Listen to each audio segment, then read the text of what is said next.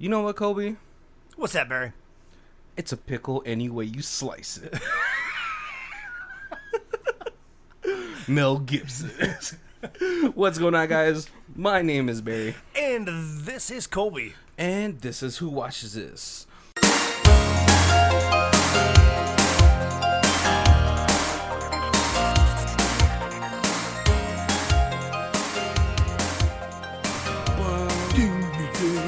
What's going on, guys? Welcome to the last week of Danny Trejo month.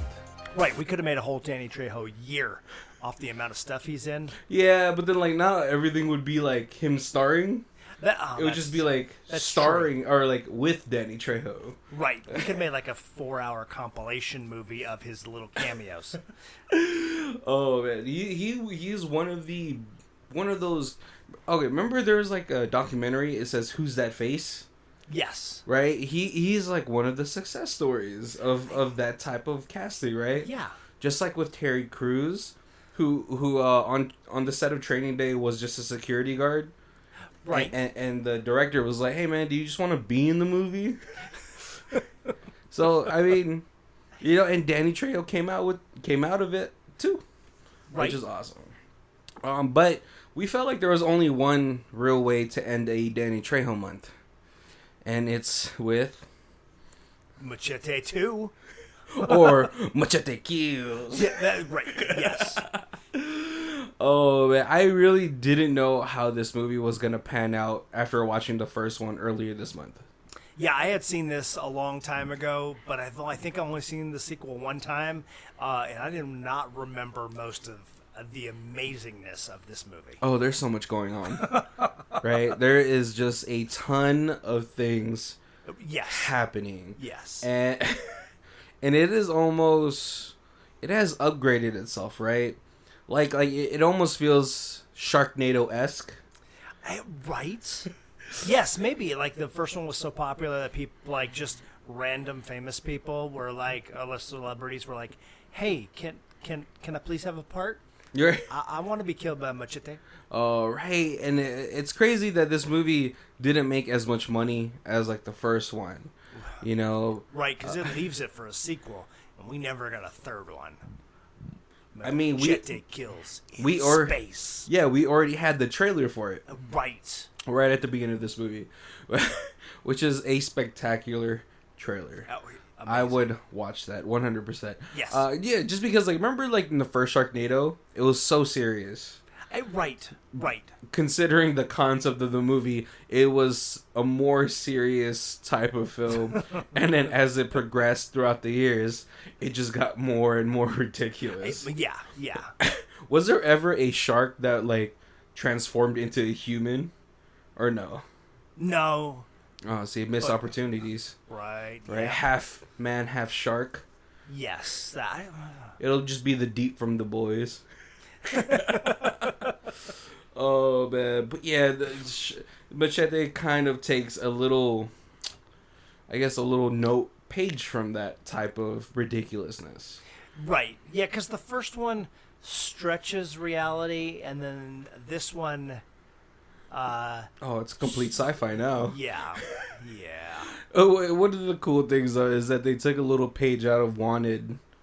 Because Machete, like, in the middle of the movie, he's in a healing tank. Oh, yes. Yep. I mean, it's not like the wax that the other ones had, right? But close enough, yeah. It was like almost like Dragon Ball Z, if you guys ever watched that, where he's in the water tank that was just healing his wounds. So yeah, this completely just, I mean, it had photon guns. It had a gun that can turn people inside out. Yeah, because Mel Gibson can look into the future. That's his special ability. Yeah. And but only for 2 seconds. But only for 2 seconds. Right. Enough to react. You need 13 seconds to correct a mistake, as we've learned from Galaxy Quest. Which possibly should be a movie soon, right? You know what? Yes, they're doing a sequel, right? I don't know. Yes, Galaxy Quest, the sequel. What? Yes. With man, Justin Long's so old now. I don't know. They won't have what's his name? Snape. Oh, Rick Allen? You're right. But does he not die in the first one? No, No. he's alive. Right, by Gripthar's hammer? Yeah. He will be avenged? Yeah. Yeah, no, like he totally makes it for the trip. That's right, because he gets all beat up and then like his hair and stuff's popping out of the back of his mask. Yeah. That's what you're right. That's unfortunate, you know. Hopefully, you know, and I would want him to even be in it as a hologram, but I don't want it. You know. But we'll see. Yeah. But let's get to a way of explaining or even trying to condense this entire 2-hour film into a 20-minute plot overview. It is hard. It'll be hard, but of course we have the help of the internet. So we do open up with what it looks like is going to be an exchange. Yes. Right? The military is selling off weapons to the cartel, which is explained by Jessica Alba and Danny Trejo. Right. And, you know, they're like, what is immigration doing here? What are you doing here? And she's like, you're trying to sell off military components to the cartels. Right. But it looks like they're a little bit outgunned. Oh, obviously, because there's like, a good chunk of them. Even though one of them gets shot in the kneecap. Yeah. Yeah. Right? But unfortunately, time is running out. And the cartel comes and starts to shoot them all up, too. And it's like real military with like jeeps and like high grade weapons. Yeah, and then like the Humvees. and then the cartel shows up in like low rider hoopties and like Jeeps and stuff like that. Just like your neighborhood, like, you know, if you go to just a random like neighborhood, it's like all the cars on the street. Yep. Yeah, that was great. Oh man, but so what's it called?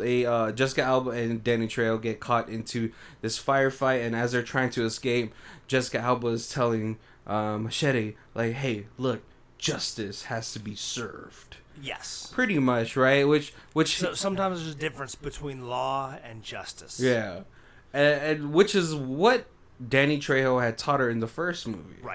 Right, and so they try to go see what's going on because there has to be more that's being shipped out, right, or exchanged besides a couple of used M16s. If the military is doing this trade-off, and they find that there's a nuke-like missile in the back. Yeah. But unfortunately for Jessica Alba, she gets caught by the head honcho. Right, who is like a luchador at this moment. And this is where we learn that, yes, she gets shot by a photon, like, pistol. Right. Right, because of the sound it makes, like, shoo! Yeah. And, you know, obviously Machete is distraught. He gets caught by the police. Right. But he's distraught, you know, and so this... Yeah, because it's the military, and they're fighting the cartel, and then the Venom mask luchadors all come in, and then they kind of clean everybody up, and then the police show up, and they all like ninja out of there, and then it's just them. It's like the police against Machete. Yeah, like I said, there's so much going on that I'm really just gonna do a real clean overview. Machete does get caught by the local sheriff, who has now hung him up. Right. And is trying to interrogate him. Right. During this whole thing, right? But you know, Machete is like, Machete don't snitch. So the cop tries to hang him, but then Machete's neck is so thick that it's not working, and he is like staring into this man's soul. Right, and it, like, you can't tell if he's dead or if what, and then the sheriff moves and Machete's eyes follow him. Like the Mona Lisa. Yeah, it's quite creepy. It is a very intense stare. But unlucky for the sheriff, the president calls and frees Machete. Right, and he makes the joke, well, the governor can't pardon you in Arizona, and then he's like, oh, it's the president. Oh, but the president can. And so the president recruits Machete to go onto this mission to go to Mexico to stop this drug lord who has the missile. Yes. And so Machete has to meet his handler, who is played by Amber Heard, she's called Agent San Antonio. Yes, because she's Miss San Antonio. Or Miss San Antonio. But it's she's like, yeah, I'm close enough to the border to like still, check things out over here. And as she's doing her speech, she's like, yeah, world peace, but we also have to take down this wall. Right, because her secret cover is that she is like pageant winning Miss San Antonio. Right, and she's like, God bless Texas. Which, I feel like is a very common phrase down there. Yes, yeah. Oh, man. But no, her and Machete link up, and she's like, I'm going to be your handler. Oh, but before I take you to Mexico, I got to find out if the man lives up to the legend. And then at this point, it tells you to put your 3D glasses on. Yes. And it almost felt like the 90s when I was trying to look at the Spice Channel, but I didn't have the Spice Channel, so you're trying to see, like, oh, is that a boob? Yep. And it's like all psychedelic with the red and the blue, and you can't really see anything, but Machete gets it on.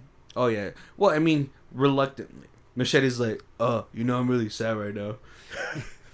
Jessica Alba just died. She's but he still gets the job done. He's still Machete. Yeah. Oh yeah.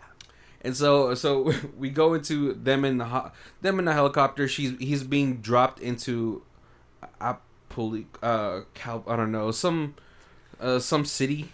Acapulco. There you go. I was like Calpico, but I was like, no, that's a Japanese drink. Yeah.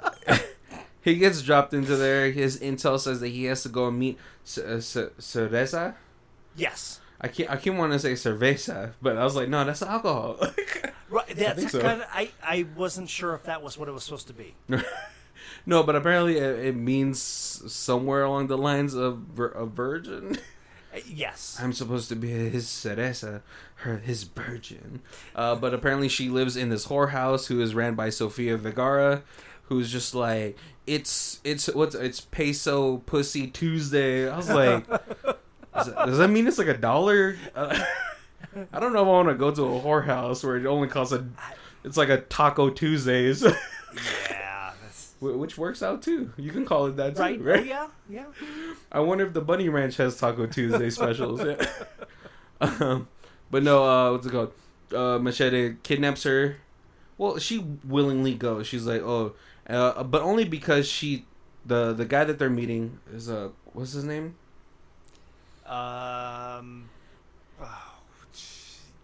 Yeah, that guy. Mendez. Yes. Mendez, yeah. Only because Mendez is trying to revolutionize Mexico into becoming more of a crime-free type of country. Yes. But he has a split personality where he still thinks he's in the cartel, so he's ruthless. Right. And so as they're getting choppered into his Aztec mansion, what's it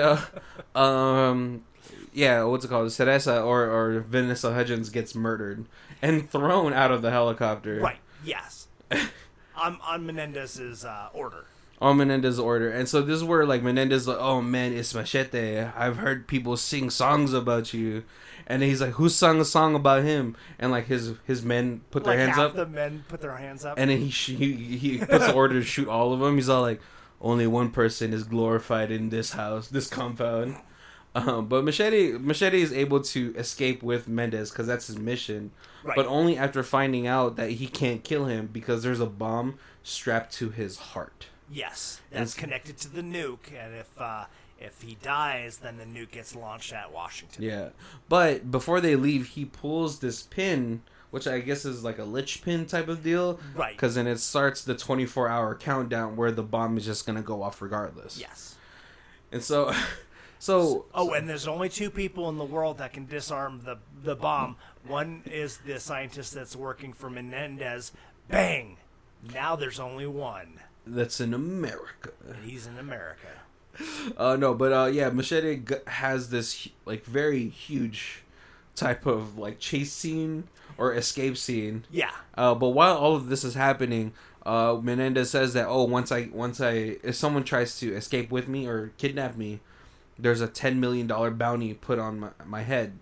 And so as they are alerted that Menendez has been kidnapped or is fleeing, the bounty goes out to all these assassins. Yeah. And we get a short little clip of one assassin who's called the Chameleon, who has no face. Right? Right. And, as we see him work, he just keeps ripping off faces. Right. For it's Mission not Impossible. It's not put on a new mask, but it's like all the masks are stacked.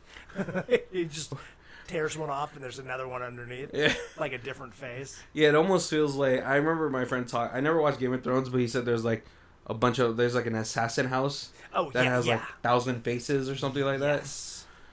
In Magic the Gathering, we just call him Sakashima. Yep. and so that as that plot line is is happening down, Michelle Rodriguez's character from the first one hears wind that Machete has Menendez, and so she's gearing up to get ready for that too. Right. Who else? Oh, Sofia Vergara is chasing after Machete because her daughter died because of him. Yes. So there's a lot of people chasing this guy. Yeah. It's this movie so much. I can't really. And Sophia's got the. Her weapons are awesome. Yes, the bra submachine gun, like the. Oh, and she has a fembot kind of. Yeah.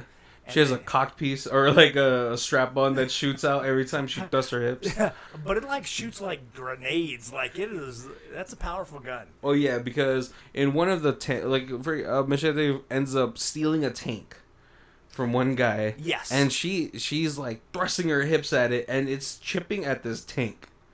Right. Yeah, it kind of looks like the warthog from the Halo video games. It's a mix between that and a rusty version of the Tesla truck. Oh, right.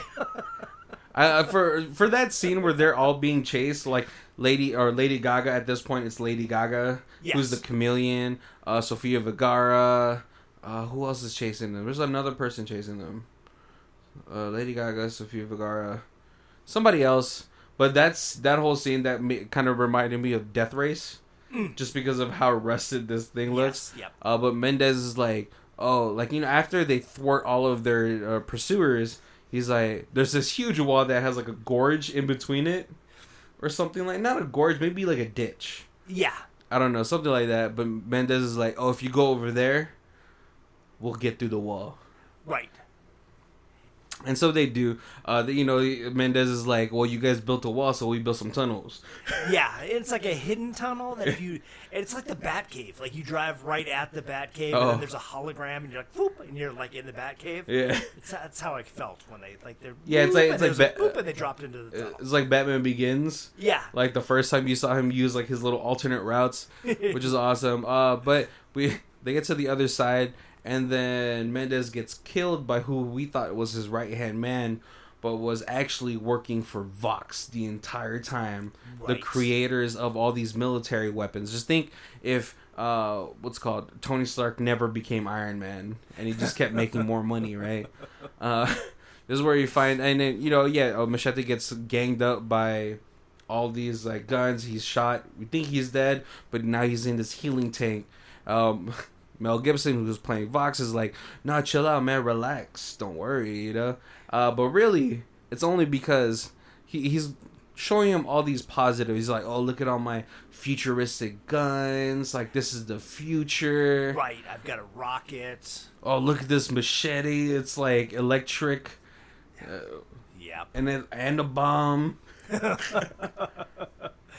He's now removed Menendez's heart and has it, like, in, like, a little airtight container, and it's still beating so that the bomb won't go off. Yeah, it is insane what is happening right now. But only he's showing Machete all this only because he wants Machete's DNA. Right, because Machete's the only one who's been able to beat his cloned henchman. Right, who, I mean, to be fair, is really skilled. He's very athletic. He's doing a lot of tumbling gymnastic stuff. Yeah. Yeah, no, I certainly feel like that guy's been in other. He's like the nameless like guy in a Tony Jaa movie. Yeah, something like that. Yeah, but he was always bested by Machete. Yep. And so Machete does end up escaping Vox's clutches. Right. right? And he goes and he meets up with Michelle Rodriguez, who is she from the first movie, and he's trying to explain, like, listen, we gotta stop them, or else, you know, it's not gonna be about just Mexico or America. It's about the whole world. Right. And this is what Michelle Rodriguez has to explain to the network, who really is just help. Like, you know, remember in the first movie, they're just really trying to help people from Mexico go into America to get be successful, basically. Successful, yeah. Because she's like, oh, if they don't do anything or if they start crime and all that stuff, I'll just deport them myself. Right. Yeah. Right. But she's like, what's going on? Because all of these people keep getting abducted, like alien style. Right. And so she convinces everybody to, like, hey, we have to stop Vox because they're like this big evil corporation. So they go all undercover as waiters. And I was like, you know what? Machete looks way too suspicious as a waiter. He just looks too tough, you know? He's like, what are you doing giving me hors d'oeuvres? And so at this point, we do learn that Miss San Antonio is actually working for Vox because she sets up a trap for Machete. Yes. But thankfully, yeah, Michelle Rodriguez catches that before. And so we're going to have, like, we already know they're going to have one good fight because she's like, I know a bitch when I smell one. I was like, oh, so feisty. But as Machete is chasing down Vox at this event after, I forgot what triggered all the shootout.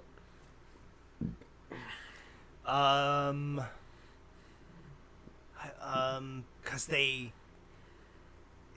guess they just realized that it's Machete and his group.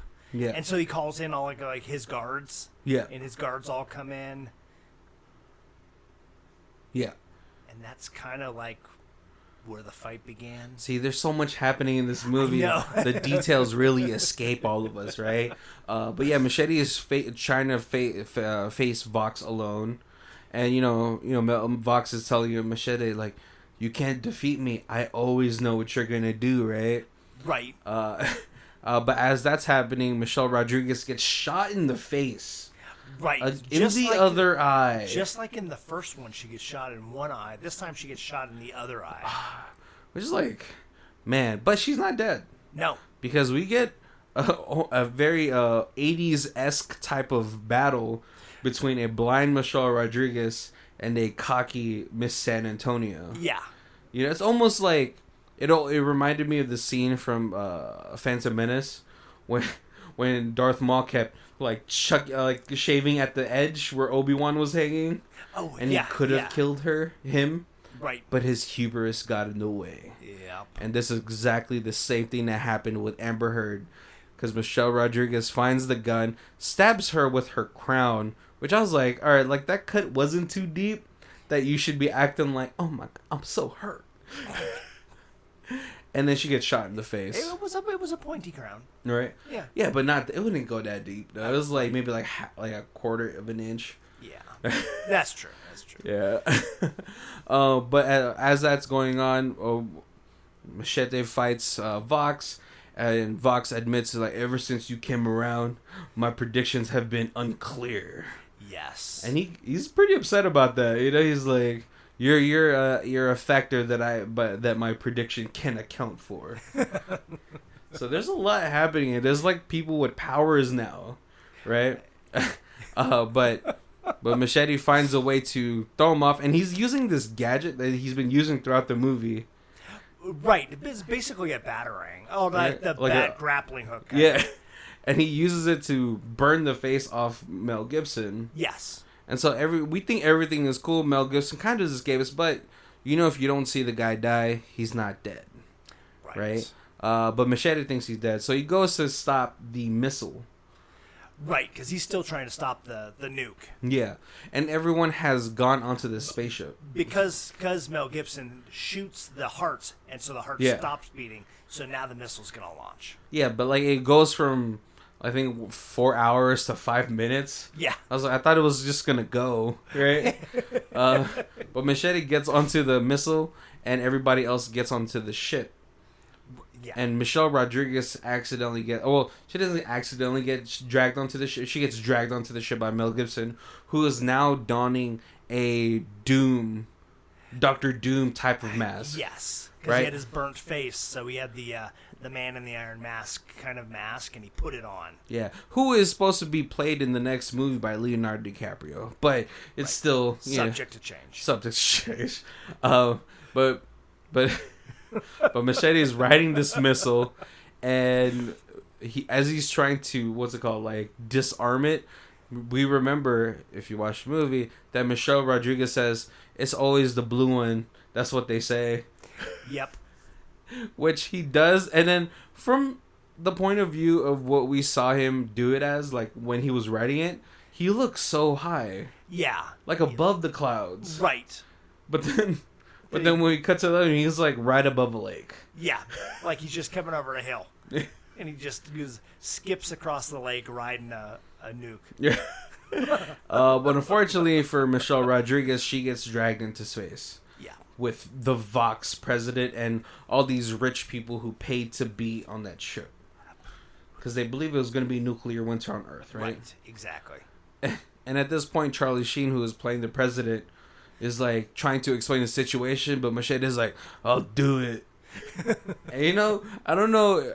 I don't know how to think about myself, but seeing Danny Trejo in a astronaut's outfit was kind of hilarious.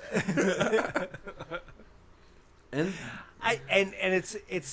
it's great because the president's like, he's like, "How do we get into space?"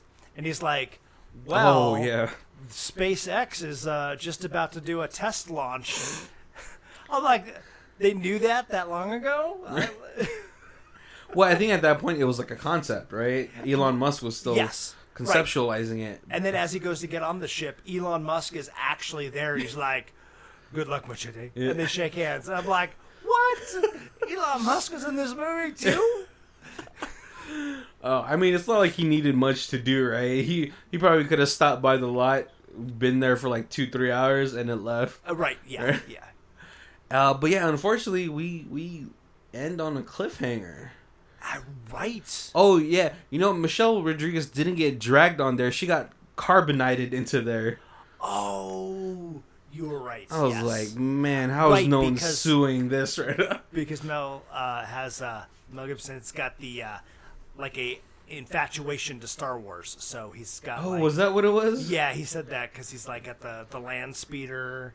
And then he has the carbonite machine. He carbonates her. Yeah. I remember I was like looking at the speeder that Machete was running. I was like, man, that looks like the thing from Star Wars. And in the moment he did the carbonized Michelle Rodriguez, I was like, oh. I was like, man, how's no one getting sued? It's just like Jay and Silent Bob Strike Back when they had Mark Hamill at the end of the movie with the dildo lightsabers. Oh, right. Yeah. And Mark Hamill's like, I don't know how they're getting away with this. What was his name? I think his name in the movie was Cockknobber or something like that. Yeah. Cockknocker. There you go. Oh, man. Yeah, the movie ends in a cliffhanger, unfortunately. Yeah. And we skimmed over a lot of stuff like Osiris from the first movie who killed Machete's brother. All right. Comes back in this movie, but he has taken on the part of the padre in the church to forgive him for killing Cheech Marin as padre. Well, he's trying to work off his debt, his sin. Yeah, and Machete was kind enough to forgive him. Right, or he was like, "I'll die try," or was like, "I'll use my life to make up for it." Yeah, and then Machete's like, "Oh, you'll die trying," and then he gets hit with the Inside Out ray gun, and he's like, "We're even." Yep, because he shaves Machete, right? Right. Yeah, he jumps in front of the bullet. Do you think Machete could have survived that? I feel like he couldn't. Maybe. Like he'll just will it to not happen. It's like when people say, like, oh, I'm going to bust the flex out of here. And as a little homage, there's a fight between Machete and Mel Gibson, and Mel Gibson pulls out a samurai sword, like the final fight in the first Machete. Oh, yeah, against Steven Seagal. Yep. I didn't even make that connection. Oh, man. Oh, one of my favorite kills in here, though, is when Machete got that He got that one machete. I believe from Miss San Antonio. Oh, the Swiss Army machete. Yeah, and then he stabs one of the clones in the stomach, and it starts grinding up his insides. And then or what about the time where Machete uses the grappling hook on one of the propeller blades of the helicopter? Oh, yes. And becomes like a human meat grinder. Yeah. Yeah. So and then Charlie Sheen's in this, but he's uncredited. He is the president, played by Carlos Estevez. Yeah, I was really. I don't know what happened there. Why did they? Why did his name? Because I think it's kind of a joke because Emilio Estevez is Charlie Sheen's brother. What? Yeah, so I think that's why they pulled Estevez, because it sounds much more like a Mexican name. Wait, hold on. And then Charlie Carlos Sheen and Emilio Estevez are brothers. But why do they have different names? Different. Oh, different dads? Yeah. Also, they're half brothers. Half brothers. Oh, okay. All right, man. I was gonna. Why you tell me the coach to the Mighty Ducks? Yes. Yeah, and that's I found that out because they did like 4 or 5 movies together, and I'm like, why are they always together? And then I was like, oh, because they're related. They're like just. Oh, okay. They play brothers in movies because they're actually brothers. Oh, wow. I did not know that. Wait, so is Martin Sheen Charlie Sheen's dad? Yes. Okay, I just wanted to make sure. That was the guy from, what's it called? West Wing? Yeah. He's the president in West Wing, and then Charlie Sheen's the president in Here, and it's the Southwest Wing. Oh, yeah. No, I was trying to think of Charlie Sheen, but I was like, no, that's not Charlie Sheen in Kramer versus Kramer. That super old movie where it made fathers... It gave fathers like the ability to get custody of their child. Right. I just remember that movie because there was Bush in it. I was like, man, this movie is old. There's Bush in here. And we're not talking President Bush. Yeah. No, I don't think that was Martin Sheen, though. I think that was the other guy. The guy who, like, ran away with the bride, and then they ended up at the back of the bus, and then it was all, like, melancholic. Oh, yes. Oh, my God. Same guy was Taxi Driver, right? No, wait, Taxi Driver, isn't that Al Pacino? No, isn't that Robert De Niro? Robert De Niro. No, yes. He was in from Kramer versus Kramer, though, right? Kramer was 1979. Dustin Hoffman. Yeah, you know, all these old white people just look the same to me. Rain Man, there we go. Oh, there you go. See, Rain Man. Oh, man. You know, I would kind of want to watch a movie with Martin Sheen, Dustin Hoffman, and Machete. Throwing Danny Glover in there too, just like Morgan Freeman. Okay. Oh yes, Morgan Freeman. Yeah, they could be. Oh, you know what they could be? They could be the A-Team, just like retired A-Team. Yes. It could be a comedy action. It's just I'm just trying to picture Morgan Freeman having to do Mr. T's voice, and I can't. I also don't think there was a Hispanic person on the A-Team, right? There was not. Right. See, they're like, oh, we filled our quota with Mr. T. Don't worry about it. So, sorry, dude from Chips. Get out of here. I forgot what his name is either.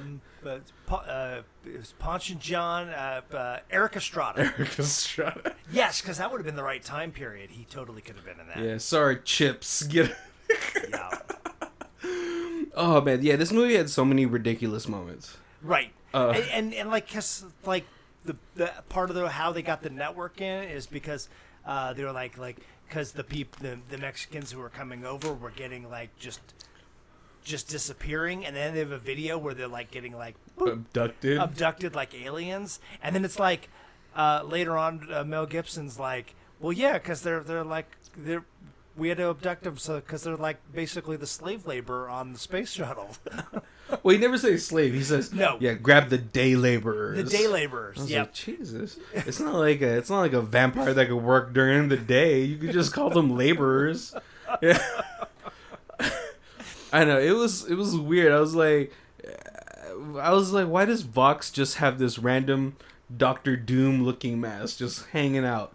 He was like, well, just in case my face ever burns off, I'm gonna have to put this on. Right? Yeah.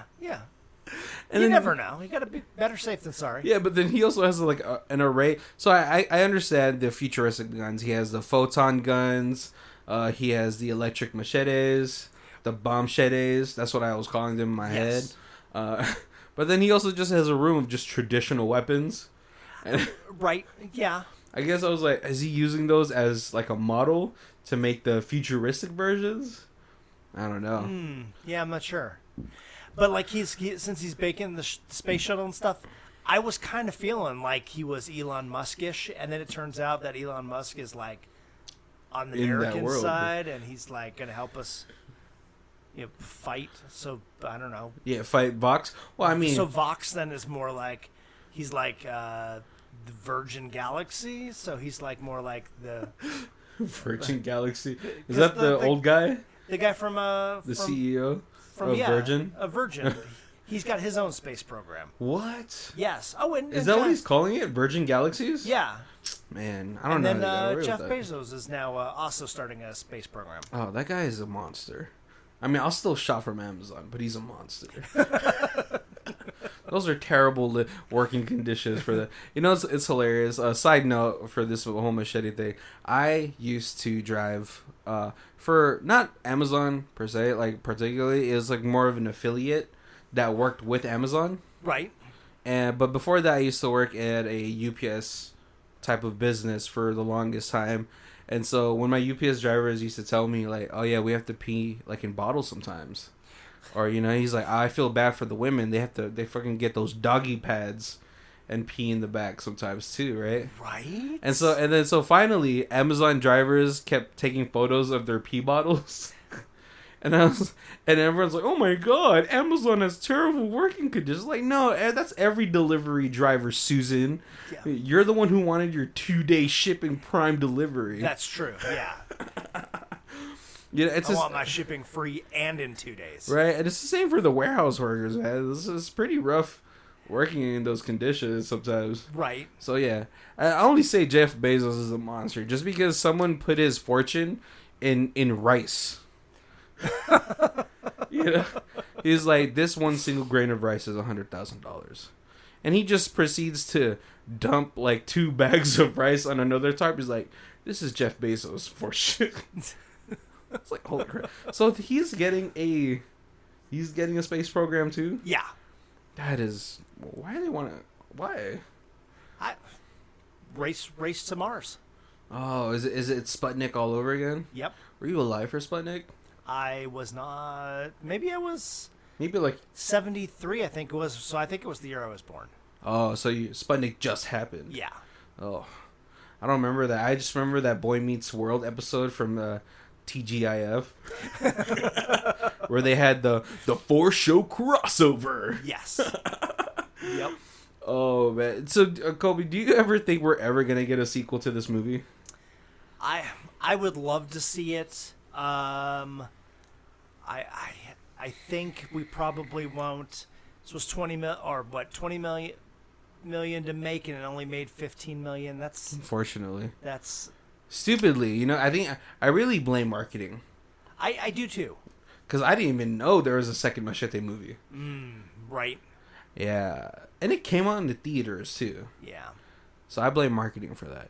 I mean, if it would be an injustice to people who love movies to not finish off this trilogy. Yeah. All right. How many stupid Twilight movies did we get? And we can't have a third Machete?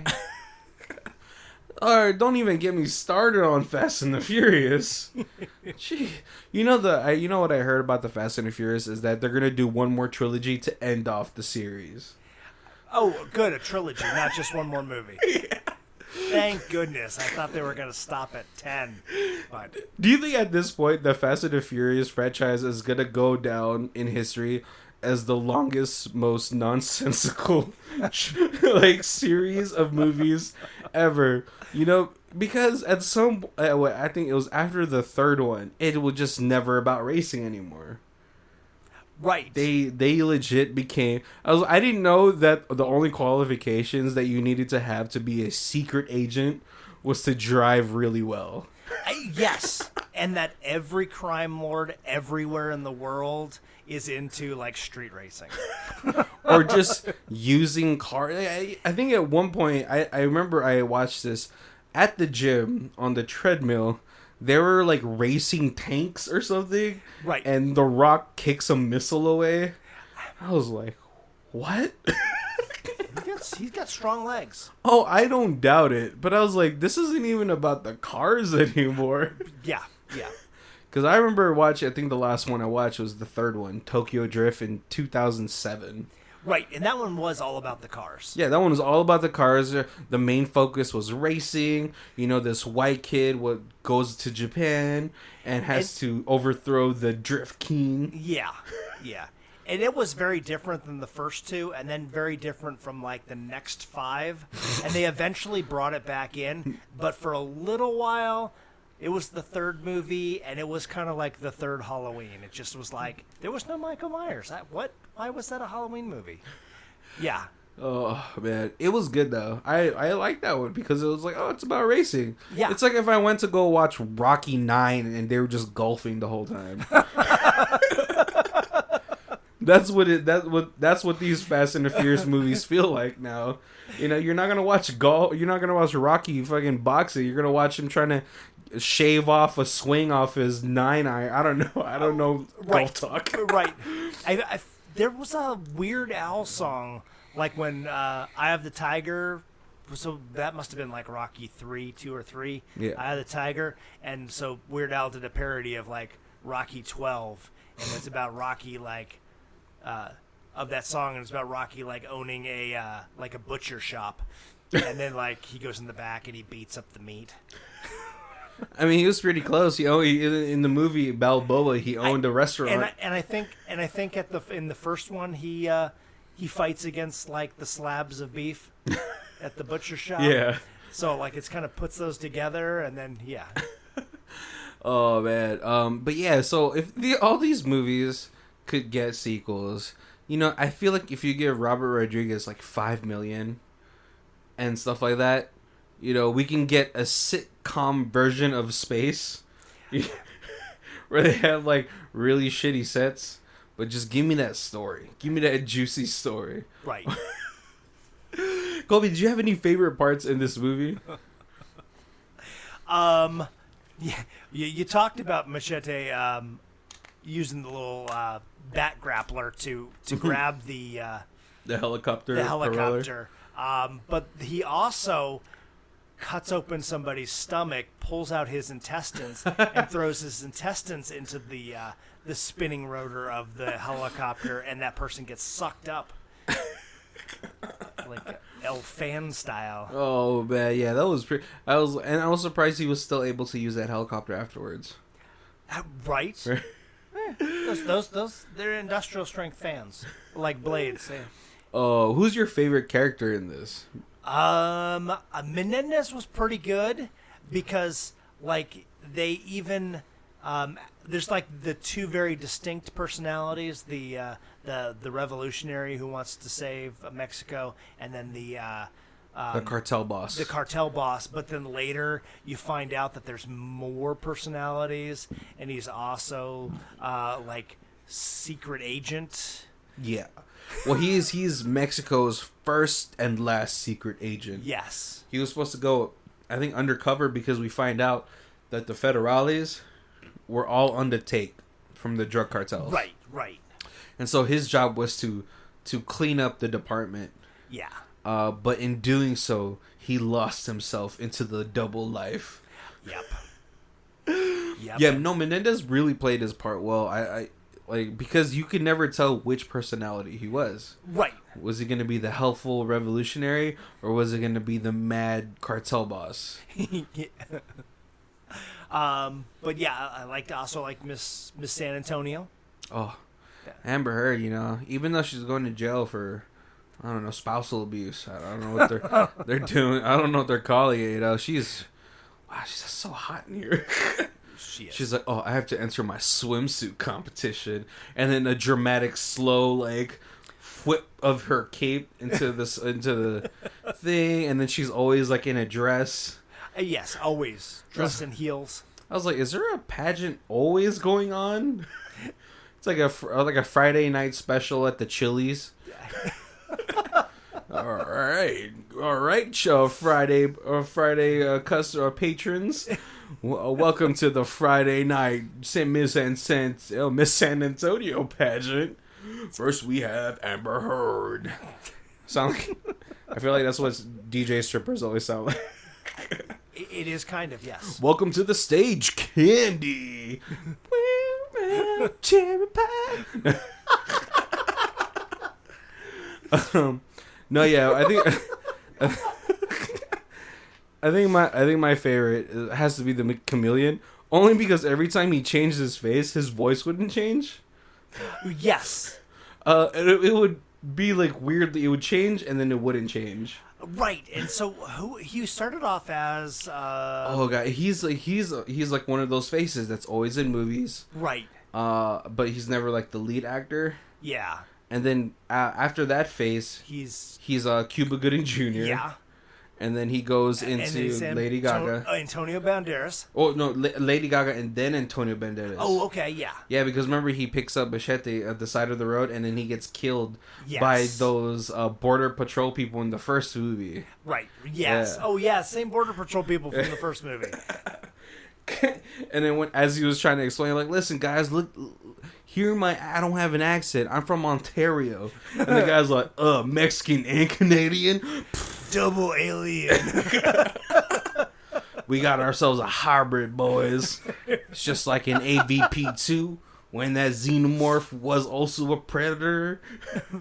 Yeah, that's exactly what happened. It was like my favorite because he was always trying to get information. He was like actually trying to dodge people, but they kept coming to him. Right. And he's like, now you've seen my face. I gotta kill you. Yeah. I was like, this is wrong place, wrong time. I was like, man, that has to make life kind of hard for you if you're constantly having to kill people. Right. If they've seen your face. Yeah, and you got to know. You're like, I've only got like 3 more masks on under this. I got to be careful. I don't think he'll ever run out. I think it's just like Vox, where he gets to see the future 2 seconds ahead. I think he's just constantly regrowing. Like layers, you know. That's why it's like Machete. You know, he's like Solomon Grundy. He's so hard to kill.